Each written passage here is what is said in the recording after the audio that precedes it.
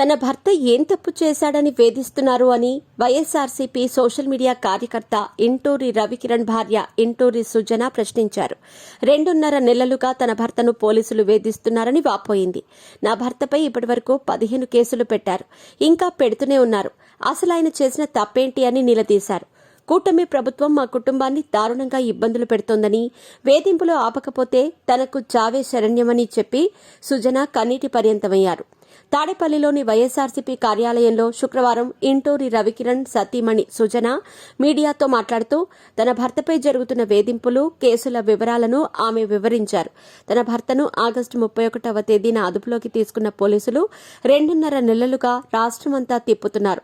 నా భర్త ఏం తప్పు చేశాడని ఇలా మీ పెట్స్ కి గ్రూమింగ్ నుంచి బర్త్డే సెలబ్రేషన్స్ వరకు అన్నింటిలో మంచి ఆఫర్స్ ని మాయా టైల్స్ అండ్ ట్రయల్స్ వారు మీ ముందుకి తీసుకుని వచ్చారు. ఎక్కడో కాదు, మన బాజ్పల్లిలో. ఫోన్ నెంబర్ 8985555318 ఇస్తున్నారు.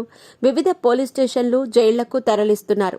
కస్టడీలో ఉన్న ఇంటికి వచ్చి నోటీసులు అంటించారు అని వాపోయారు. నా భర్తను తీసుకెళ్తున్న పోలీసులతో నేను ఫాలో అయ్యే ప్రయత్నం చేస్తుంటే మా కారులో గంజాయి పెట్టి సీజ్ చేయాలని ప్రయత్నించారు అని సుజన ఆరోపించారు. రిమాండ్లో ఉన్నారని తెలిసి కూడా పులివెందుల పిఎస్ నుంచి పోలీసులు వచ్చి మా ఇంటి గోడకు నోటీసులు అంటించారు.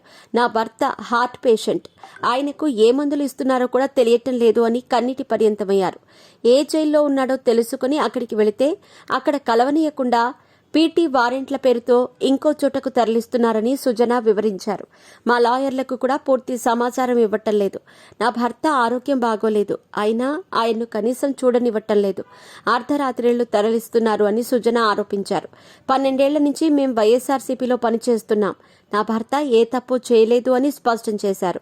నా భర్తను, మా కుటుంబాన్ని ఇలాగే వేధిస్తే నేను చంద్రబాబు ఇంటి ముందు నా పిల్లలతో సహా ఆత్మహత్య చేసుకుంటా అని సుజన హెచ్చరించారు.